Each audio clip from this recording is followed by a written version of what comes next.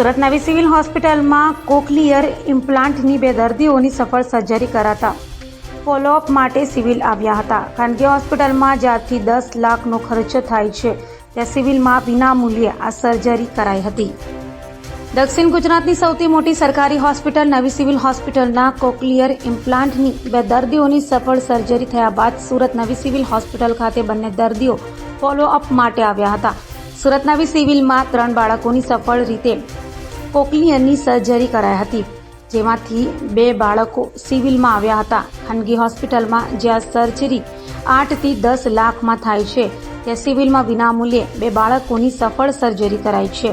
બાળકો હાલ સાંભળતા થયા છે, જ્યારે બોલવા માટે 50 દિવસ બાળકોને તાલીમ અપાશે, તો દર્દીઓના પરિજનો અને સર્જરી કરનાર તબીબો સહિતનાઓએ મીડિયા સાથે વાત કરી કોક્લિયર ઇમ્પ્લાન્ટ અંગે માહિતી આપી હતી.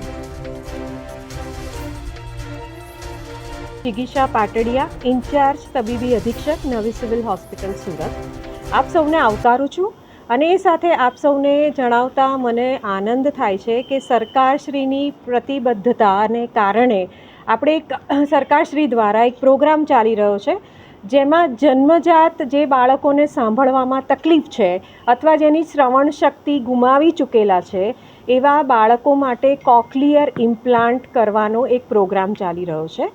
એ પ્રોગ્રામને અંતર્ગત જે બાળકો આવી પરિસ્થિતિથી પીડાઈ રહ્યા છે એ બાળકોનું સૌથી પહેલાં સ્ક્રીનિંગ કરવામાં આવે છે. સ્ક્રીનિંગની અંતર્ગત અમારું ડિસ્ટ્રિક્ટ અર્લી ઇન્ટરવેન્શન સેન્ટર છે, જેમાં બાળકો આવે છે અથવા તો જે તે ઓપીડીમાં આ કમ્પ્લેન સાથે બાળકો આવે છે એનું અમે ડિટેલમાં એનું સ્ક્રીનિંગ કરીએ છીએ. કેટલાક ટેસ્ટ કરવામાં આવે છે. ટેસ્ટના રિઝલ્ટ પછી સરકારશ્રીની ગાઈડલાઇન પ્રમાણે જો એ બાળકો કોક્લિયર ઇમ્પ્લાન્ટ પ્રોગ્રામની અંડરમાં આવતા હોય એવા બાળકોને અમે કોક્લિયર ઇમ્પ્લાન્ટ કરવા માટેની તમામ સુવિધાઓ અને સગવડો અને ઇમ્પ્લાન્ટ જે એક કોસ્ટલી વસ્તુ છે, જે બહાર ઘણી મોંઘી હોય છે, એને અમે અહીંયા ફ્રી ઓફ કોસ્ટ સરકારશ્રીની પ્રતિબદ્ધતાને કારણે કરી રહ્યા છીએ. હાલ સુધીમાં અમે 12 બાળકોની આવી સર્જરી કરી રહ્યા છે અને મને જણાવતા ઘણો આનંદ થાય છે કે આજે એમાંથી 3 બાળકો જેની હમણાં સર્જરી થઈ છે એ બાળકો આપણી વચ્ચે ઉપસ્થિત છે.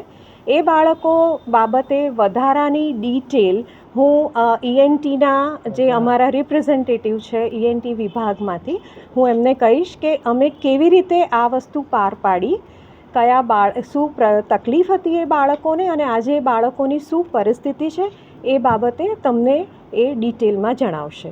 આભાર આપ સૌનો.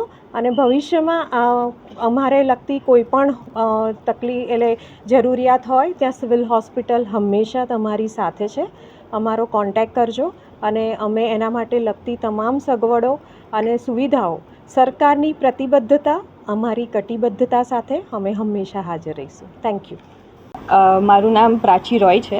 હું ENT ડિપાર્ટમેન્ટમાં SR તરીકે જોબ કરું છું. અમારા પાસે આ 3 બાળકો જે રિસેન્ટલી CI સર્જરી માટે ઓપરેટ થયા છે એ કરીબ 6 મહિના પહેલાં આવ્યા હતા. 3 બાળકો જન્મજાત બહેરા મૂંગા છે. એ લોકોને પ્રી CI જે ઇવેલ્યુએશન બધા થતા હોય એ બધું સચોટતાથી કરીને એના પછી એમને CI માટે ફિટ કરેલા અને એ પછી CI ઓપરેશન થયું છે. CI ઓપરેશન એ લોકોનું સફળ રહ્યું છે, સારી રીતે થઈ ગયું છે. 3 બાળકોમાંથી 2 બાળકોનું રિહેબિલિટેશન પણ ચાલુ થઈ ગયું છે. 3જા બચ્ચાનું પણ રિહેબિલિટેશન ટૂંક સમયમાં ચાલુ થઈ જશે. આ બાદ 3 બચ્ચાઓને 50 થી 70 જેવા સિટિંગ્સ રહેશે ફોર સ્પીચ થેરપી, જે પછી બચ્ચું ધીરે ધીરે બોલવાનું શરૂ કરી શકશે.